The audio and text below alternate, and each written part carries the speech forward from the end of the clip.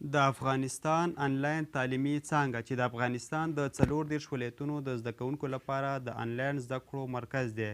یاده اداره په 1499 کال کې رامنځته شوه چې په خپل یو نیم کلن تعلیمي مزل کې 2 دورې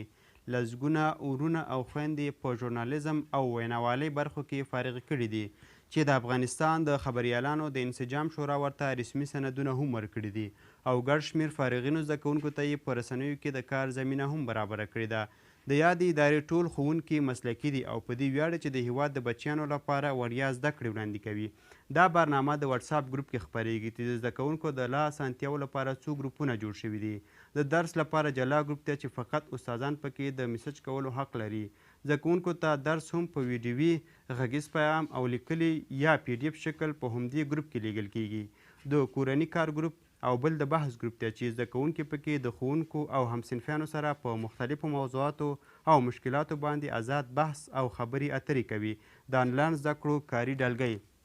د انلاین زده کړو اداري رئیس د انسجام شورا او ولایتي رئیس ښاغلی ذاکرالله عابد او درانه ښوونکي چې په خپل اړوند مسلکونو کې د تدریس چارې پر مخ وړي: